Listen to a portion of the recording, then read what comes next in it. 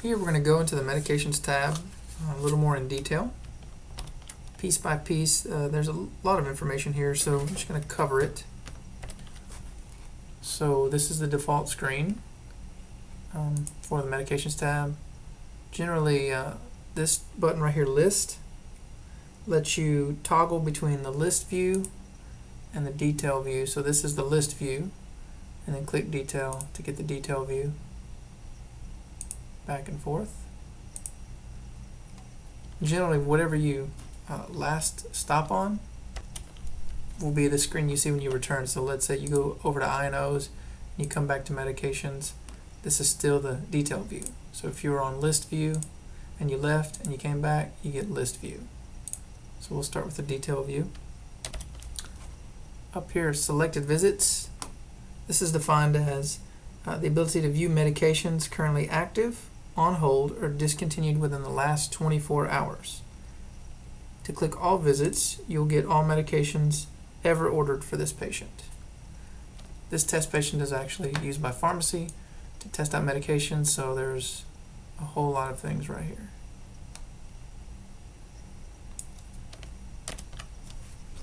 Note here that some of them alter place.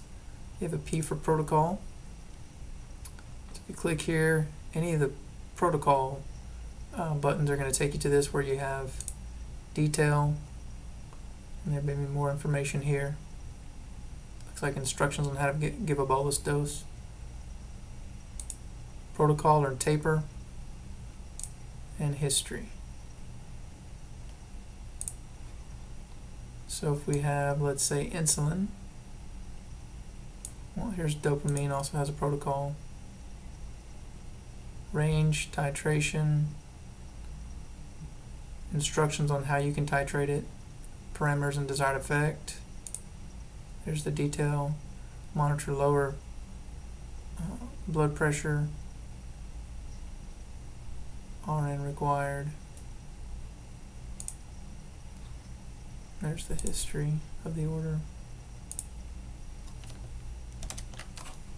Fentanyl has a protocol.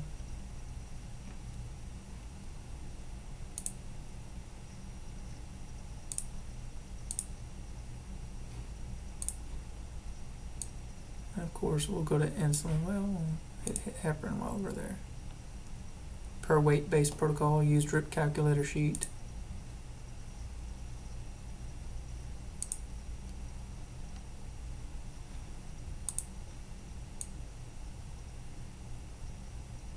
Skip the insulin.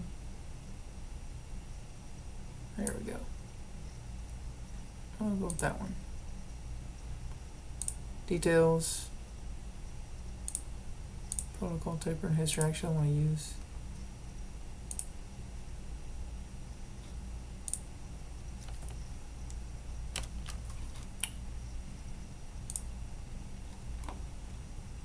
So that insulin choice has a little more information, as text under a label telling you to check the blood glucose, ACHS if patient on oral or bolus tube feedings.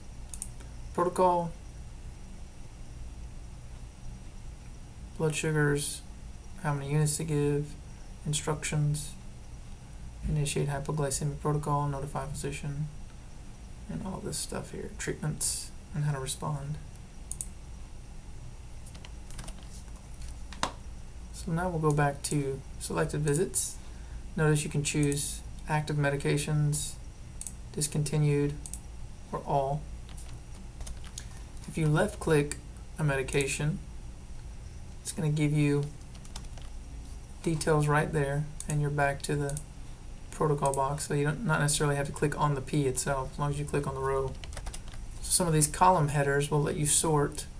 It's kind of hidden to you right there, but if you click on last administration, drug class, status works, start, stop, frequencies, those don't work, generic name and trade names.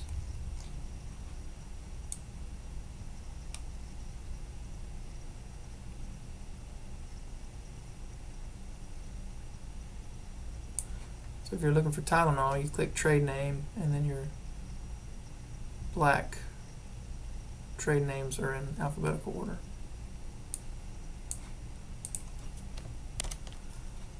And clicking the MAR gives you a non-editable picture of the MAR. Cannot edit from here. Notice these are unacknowledged, which you cannot acknowledge them from here. You'd have to go to the MAR.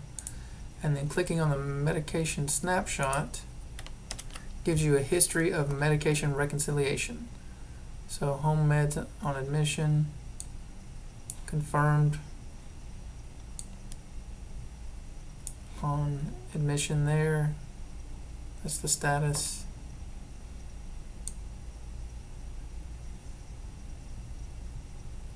Transfer, continued on transfer. Transfer there. Some are discontinued on transfer. So that's the home medication reconciliation status. It's kind of a lot of information. Takes time to absorb it all. So don't be surprised if it is a little confusing at first.